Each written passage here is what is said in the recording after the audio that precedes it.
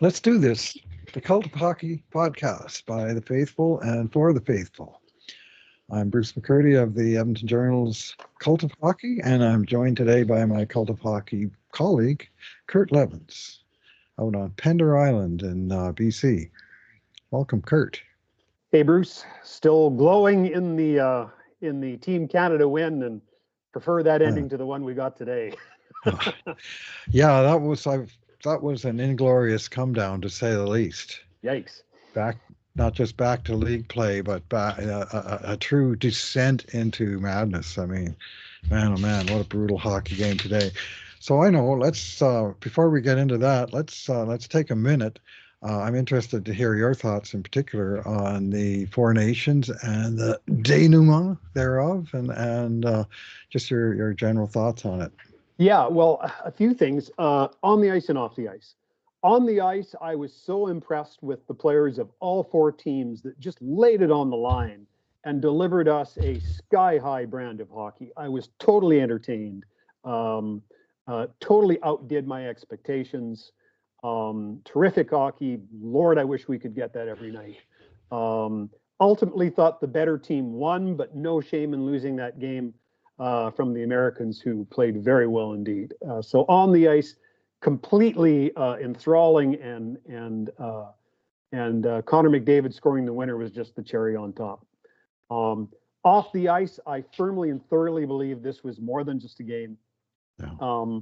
Given the flack being fired from south of the 49th parallel, I thought we asked a lot of a collection of hockey players to take the pride of an entire nation on their shoulders. These guys are paid to shoot a puck around, not to look after our national well-being. But they did both. And mad respect for all those young players. I say young because even Sidney Crosby's quite a bit younger than me. Yeah, same age as my son, Kurt. Yeah, I know, right? So mad respect for them for not only what they did on the ice, but what they did collectively for us as a nation off the ice. Again, we're asking a lot of a bunch of hockey players, and you kind of hope that everybody else that can have a voice in that situation steps up in even close to the same manner that these young men did. Thoroughly impressed, inside out and backward. It was a great experience. Right on. Yeah, it's such a close, intense matchup with Team USA at this point. It's kind of a reflection of what we've always seen in the women's game, where you got the two powerhouses that are clearly a cut above. Well, the cut wasn't very big. Out of the 6 games, there was one blowout, 6-1 USA over Finland, and all the rest were 1-goal games, give or take a couple empty net goals that made for 2-goal games, and 3 of the 6 were decided in overtime, right? Mm-hmm. And Canada made the final and then won it on the strength of 2 overtime goals. I mean, it's cutting it pretty thin. A week ago today, when they lost, the Americans did the podcast with David Staples, who we usually do our Cult of Hockey podcast with, and I made the point that I thought Canada and US were going to split the 2 games, and that by losing the first game, it was mission accomplished, which kind of stands up well at this point. But boy, it got pretty tense, and good old everybody's favorite goalie Jordan Binnington made 3 great saves off of Austin Matthews in overtime, and another off of Brady Tkachuk. And for Canada, McDavid's, I mean, it was a great chance too, but that was really the first one they had that was close to the level of those ones, and he solved their goalie, whereas their shooters could not solve ours. So, and one guy we never mentioned much, but I think deserves a shout out, is Don Cooper, coach of Canada. And I thought he did a pretty darn good job changing things up when they weren't working and trying to find different combinations, and finding somebody for McDavid, especially given he had 0 teammates and 0 former teammates on the team. And he's not, you just wrote about this, he's not the easiest guy to play with because of his speed. Yep. I mean, guys just, when they play against him, they're terrified, but when they're playing with him, they're more apt than anything to throw the puck into his skates. Yep. And or not anticipate, his routes, that he goes wider because he's got, more ability to attack. from a wide position because he can still beat the D-man around the corner. And so they weren't really fighting with the puck, but eventually they found the combination, and uh, all's well that ends well. And tell you what, I'll take that win Thursday and today's loss against Philadelphia for Oilers fans, as opposed to the other way around. So we can be a little bit phlegmatic about the dreadful hockey game the Oilers play. Man, was that ever a horrible show. One more quick Holy thought moly. on John Cooper Yep. before we get into this game. I totally agree with you with the changes he did make, also the changes he did not. And here's where I'll make my public apology for doubting the goaltender. John Cooper was right. I was wrong. That's why he's an NHL coach and I'm not. Done. I'm sorry. I was wrong. Yeah, well, Bennington, I'm not sure he's a lock for the Olympic team, but I consider him at this moment the incumbent on Canada's national team. And he's in there, it's his job to lose. Yeah. And until somebody outplays him next year and seizes the net from him, I don't see it happening. But yeah, I think he would have to be at least on the roster based on what he did in that overtime alone. But he's on the team for sure. And whether he's in the starting net, I would say he's a favorite at this moment for sure. Yeah, agree on both counts.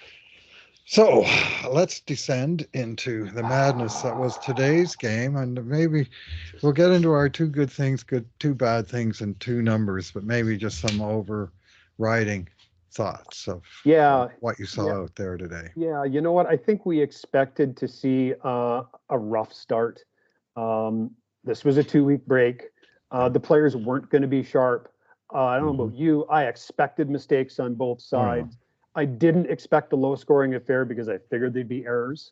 What I didn't expect was these two things. One, for the Oilers to significantly out-mistake a bottom-feeder team like Philadelphia. But you know what? I'm a little more willing to overlook the mistakes. What I was unhappy with is that bottom-feeder Philadelphia pretty clearly outworked the Oilers on this 100%. afternoon. On an afternoon where if I set aside a handful of players who I thought played well, and a handful of players like Ekholm and McDavid, who I figure are probably dog-tired, so I'll give them a pass. Otherwise, what was everybody else waiting for? You had 2 weeks to save your energy up. Bust your ass. I was thoroughly disgusted with the effort tonight. And you know me, Bruce. I don't criticize teams on effort much because I figure all NHL players work hard. But I didn't see the requisite effort tonight and it was the same for both teams, right? The Flyers had the same length of layoff that the Oilers did. So if you're looking for excuses for a roughly played game, okay, fair. But then it falls on your team to outwork the other guys, and they just plain didn't. Yeah, well, my opening paragraph to my player grade, sneak preview, for those who hear the podcast before they read the grades. Philadelphia looked young, fast, hungry, and engaged. Edmonton, old, slow, sloppy, and disinterested. Yeah. And it doesn't specifically say work ethic, but it's kind of in the grain of that comment. They just weren't able to put out the was physical, mental, emotional, just none of it was there. Yeah, and for the people that are boiling this down to goaltending, I would beg you to reconsider and watch the game again. Because if you think this was on Stuart Skinner, I just, Lord, man. Like, it would have been 8-3 without Stuart Skinner in that net. And I blame one goal on him, maybe a second, but come on. I'd list 10 or 12 other Oilers before I'd list him as a reason why this game went the way it went. Yeah, well, it was the first goal where the shot went off the backboards and out the other side, and he was a little slow recognizing and coming across. Yeah. And so were the D-men. And was it Mitchkov popped that one in? And you could say that was I recorded that as a missed assignment by Stuart Skinner, in that he didn't read it and get over there. And the Tippett breakaway, clear breakaway. Yeah. Unless we're thinking it's just the goalie, where he fired that backhand up and over his shoulder and under the crossbar. Great shot. I didn't love the goal. But then how many breakaways did he stop? Oh, Lord. Five? Including a 2-on-0 2-0 while on on the a power play. on the one Edmonton power play that generated no shots and gave up a 2-0 breakaway. I know. Let's blame the goalie. Yeah. Yeah. So Chris Knobloch, by the way, in the post game, he echoed what you and I have just said. Same thing. He said this one's not on the goalie. I can't remember if it was him. Maybe it was Bob Stauffer who said, this was an 8-3 game that was 5-3. Empty net or 6-3. Yep. That was based on the opportunities and everything could easily have been 8-3, and the goaltending is least of Edmonton's concerns. Not good, but the defense was collectively wretched in this game. I just shuddered. And the forwards were collectively wretched in this game. Yep. So blame the goalie if you like. Yeah, I could put the number of decent Oilers on fewer than 5 fingers. Mm-hmm. Yeah. There are not a whole lot of not hardly any plus grades. I'm just starting to write them now. Hardly any plus grades, which would be 6 or more, and a whole bunch of fails, which is 4 or less, and a whole bunch of guys that just didn't really have it. I suppose let's start. I mean, we always start with the good things because we're optimists here at the Cult of Hockey. So what did you see today that was a good thing, Kurt? Well, I thought that the guy who has been the Oilers' best player all year was their best player today. And that was Leon Draisaitl. Scored his 41st on a very nice play by Matthew Savoy behind the net. And we'll talk about Savoy in a little bit. But Draisaitl was in the right spot, Johnny on the spot, bam, it was in. And then earned an assist on just a fabulous. First of all, he beat his man. It was man-on-man coverage, beat his man off the wall. Then just a fabulous backhand pass in front. Two wonderful plays. And overall, I thought Draisaitl was one of 4 or 5 Oilers who looked not great, but good tonight.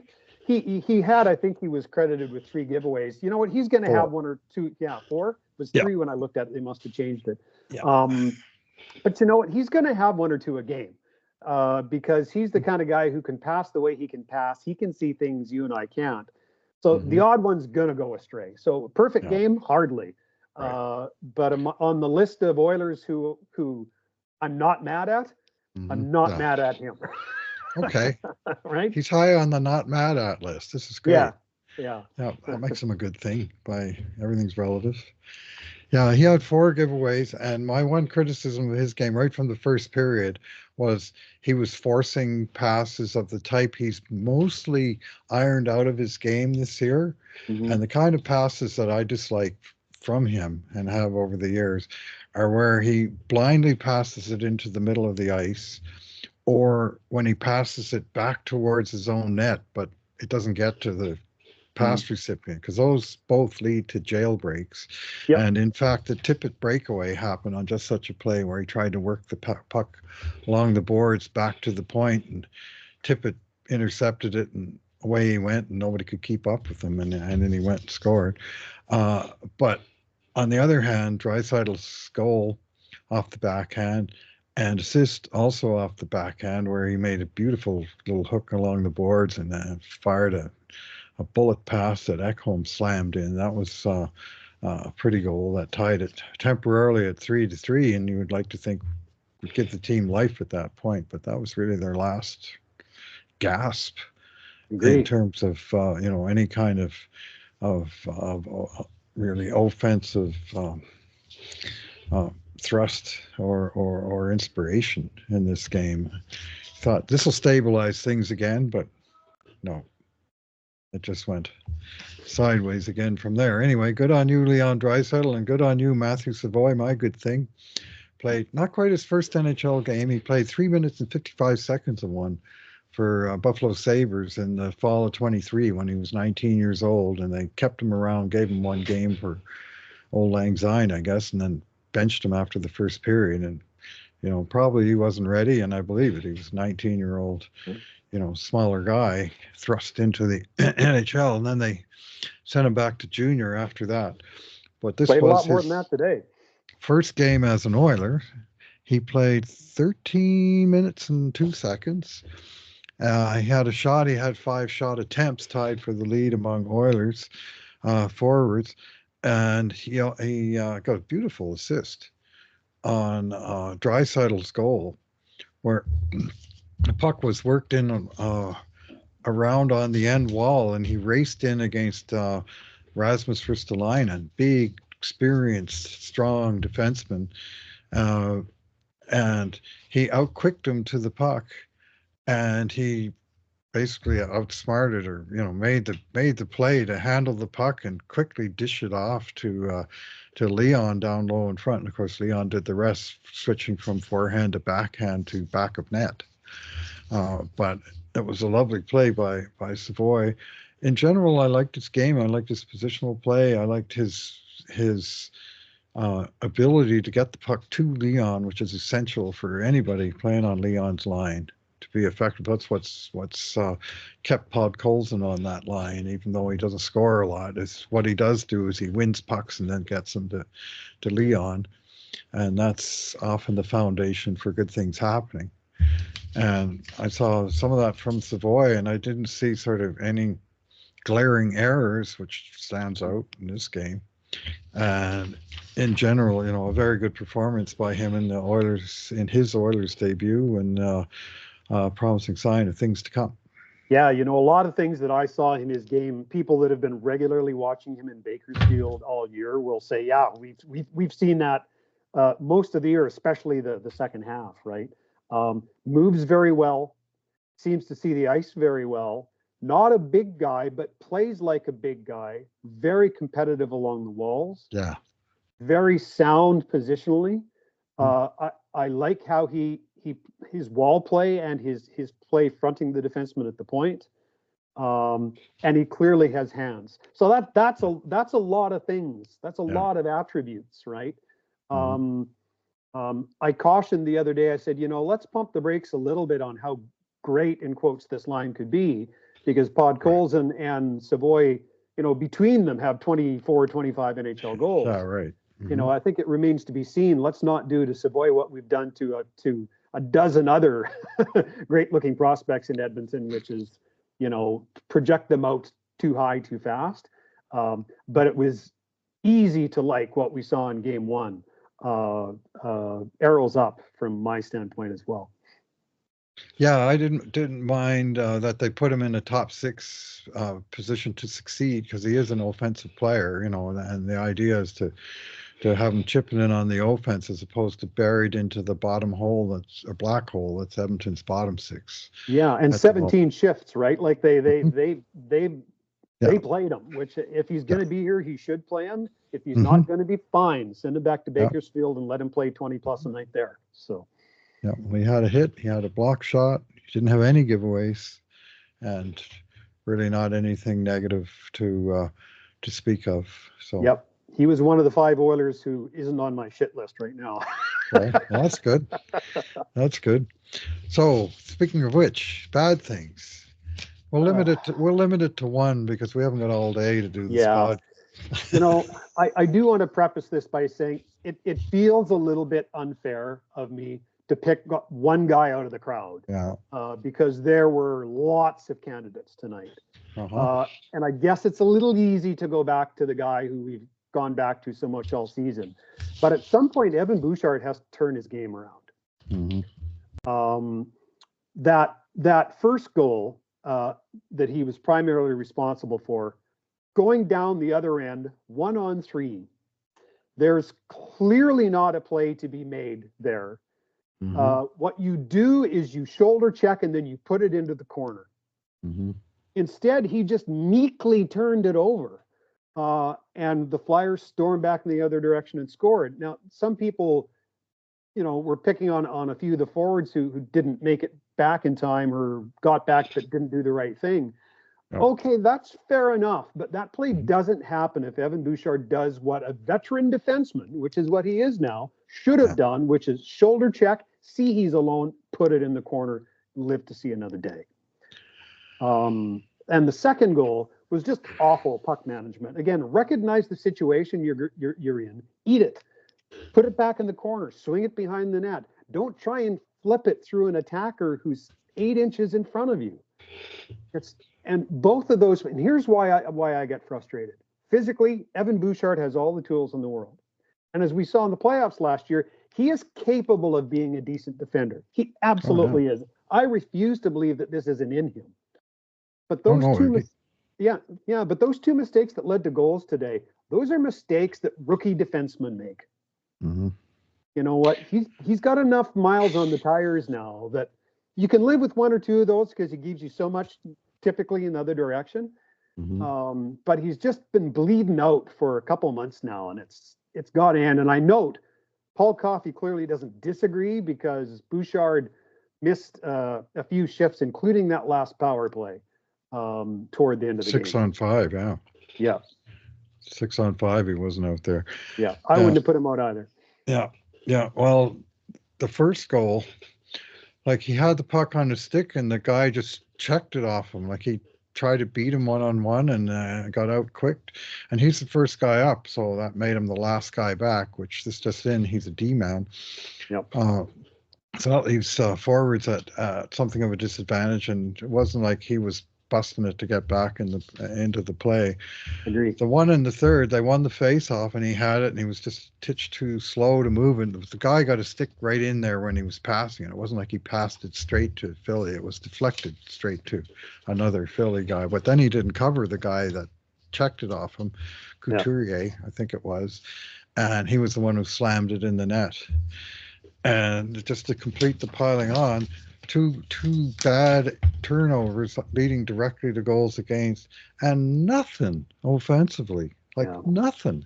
He just wasn't with it today. He didn't have any sort of compelling passes or thrusts in the ozone. He had one shot on net out of 5 attempts, 3 giveaways, and just I thought about as poor a game as we've seen from Evan in a long time. Shots on net while he was in the ice, 5-4-11 against. Yeah. Normally that unit that he's on dominates with 60% or more shots. In this game, it was 31%. Not good enough. No, not near good enough, I'm afraid.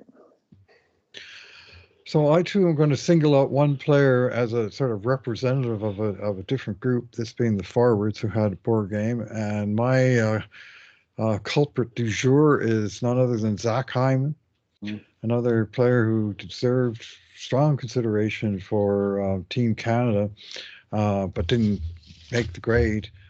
But man, I can't remember a game where Zach had less impact in a good way on the game than today, with 0 shots on net, just 1 attempt that missed the target, and a couple of plays that were costly. One after the Bouchard giveaway on the 1-0, very weak, soft back check, and it was probably Agreed. his guy who scored. Yeah, 100%. He could have picked that guy up and done something to lift his stick. And then just before the other Bouchard blunder, it was Hyman who iced the puck from between the blue line and center, a particular pet peeve of mine. I got 2 huge pet peeves, Kurt. And one of them is icing the puck from outside your zone but inside the center. And the other one is taking the puck back inside your own blue line to legalize opponents who were in offside position. Both those things just drive me around the bend. And this one was one where you made that mistake. They actually won the face-off, but the puck quickly wound up in their net. But for Hyman, it's not just sort of the rare mistakes on the defensive side, but he had nothing going on in this game. He didn't win any battles, and that's his game. He didn't win any battles. We were talking about the Oilers being outworked, Bruce. There's the guy who you can normally game in and game out count on to outwork the other guy, right? Yeah. And I saw the same Zach Hyman as you did. Yeah. I'm giving him a failing grade today, and that doesn't happen often, but unfortunately, it's an earned one. He had a poor day at the office, and when he was on the ice, 16 minutes, Edmonton mustered 3 shots and allowed 7, 0 goals for, 2 against, And of course, that doesn't count the. Well, I guess it does, because he would have still been on the ice after the icing. He wasn't involved in the goal, but he would have definitely still been out there. Anyway, it was just not his day, and it was sort of a return to work day. It was like a Monday after a 4 day long weekend, and they just were not ready to go. And the other guys were more. And like I say, they hardly played error free, but at least they brought the juice. Yeah, agreed. And Edmonton just didn't have it. So, okay, let's carry on to our numbers. 3.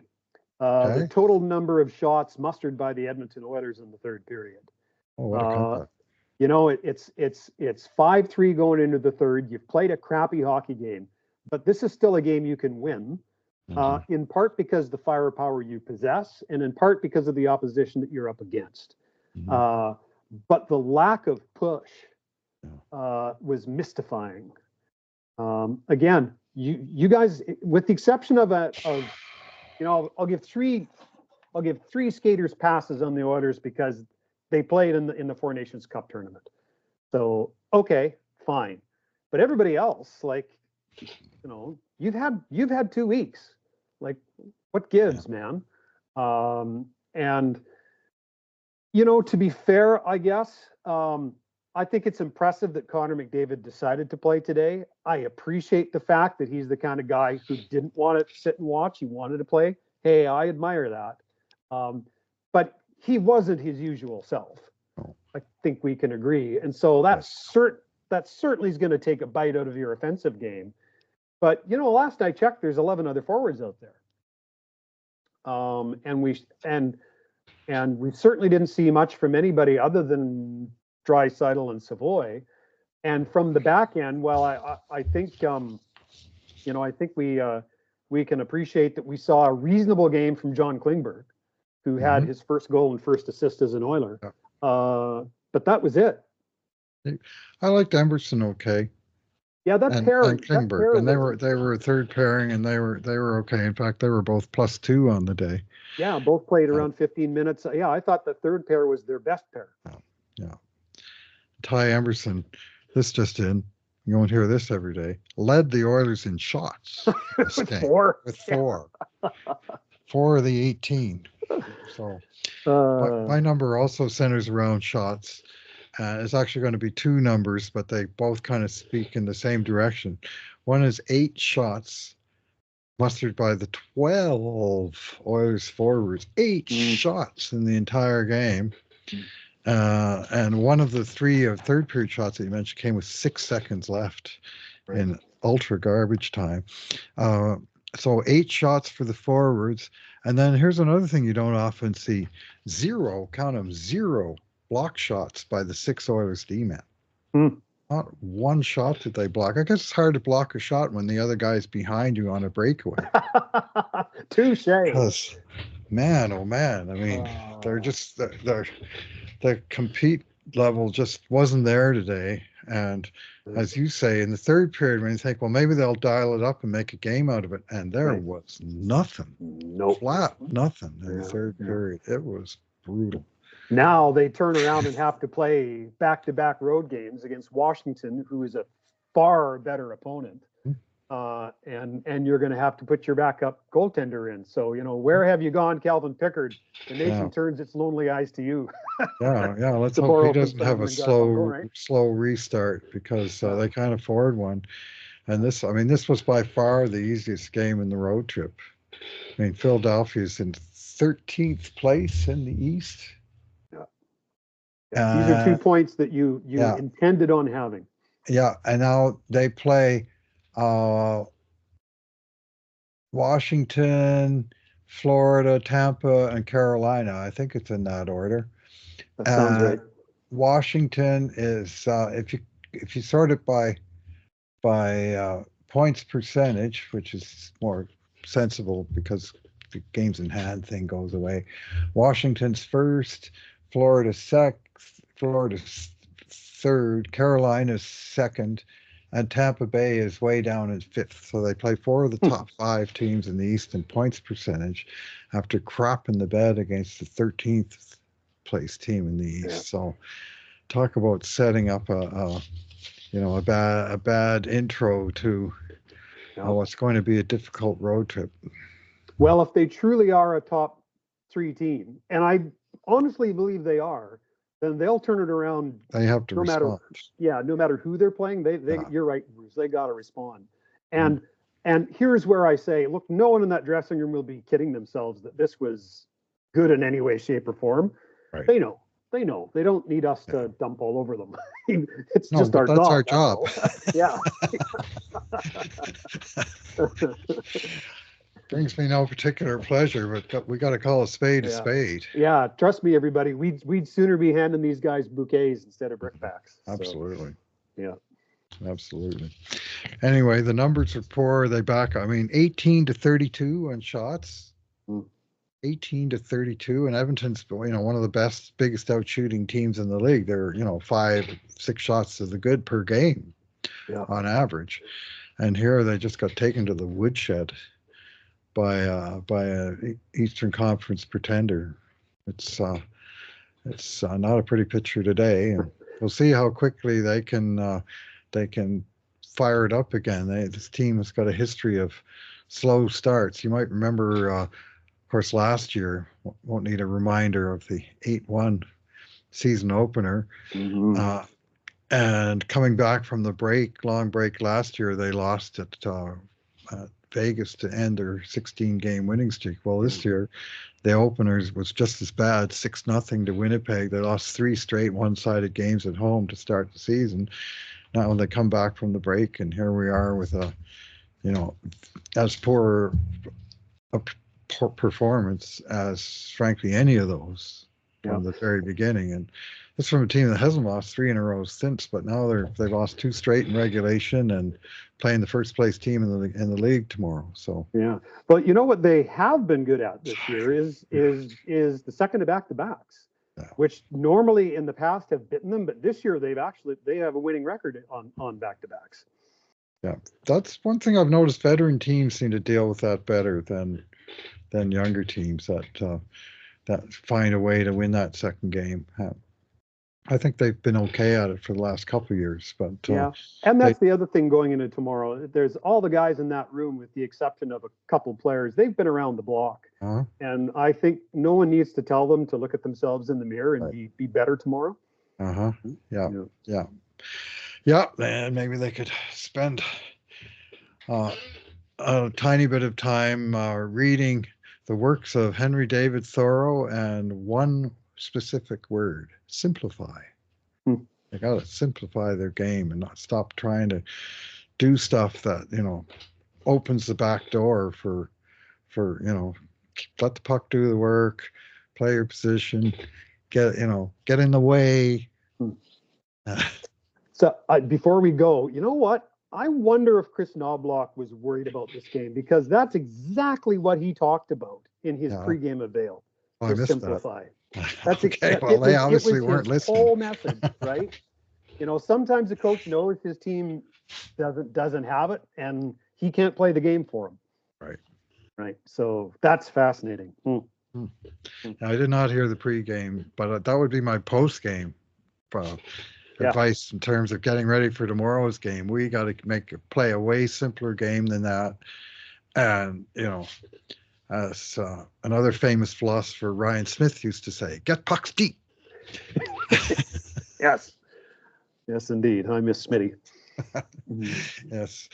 Anyways, any final thoughts, Kurt, before we close the door on this beauty? I mentioned Klingberg once before. I still think this team needs another good defender back there, but I think Klingberg's puck moving is a plus. Yes, his head manning, his head manning of the puck is very effective. He made a great long lob pass to Draisaitl that came right down on Leon's big paddle and hit the ice at the same time. And then Leon set up, I think it was Emberson for a grade B shot, but it was the long stretch that sort of set up the opportunity. And he does move the puck well. My worries with him is when the puck isn't on his stick, and somebody went right around him like a hoop around the barrel, as another Yeah. famous philosopher Howie Meeker used to say, Yeah. on a one-on-one where Skinner wound up sort of having to stop a shot from inside the blue paint because the guy went around Yeah. Klingberg so cleanly, and that's the concern that I Yep. keep seeing with this player. Yep, because he may be the best passer on that defense corps. No, I'll take Bush, but Klingberg is right there. And, Yeah. Yep. and I'll take Bush on a good day. Let's Oh, well, which wasn't today. Yes, let's. Well, all right. Well, let's leave it there. Thank you very much, Kurt, for filling in for David, who's been traveling these last couple days, and for cheering me up with your smile and your good thoughts on your accurate thoughts on what was an overall poor performance. It's just one game in 82, right? So we can't for sure sort of give up on things based on that, but we can be concerned. Yeah. And there was reason for concern in this team on this play before the break, and now in this first game coming out, that they just look stale and sloppy and slow. Well, as they say, I hope the next time we meet it is under better circumstances. Yes, indeed. All right. Well, thank you, Kurt, for filling in. Thank you, the listeners, for listening. And in the meantime, this has been another edition. In the meantime and in between times, this has been another edition of the Cult of Hockey podcast.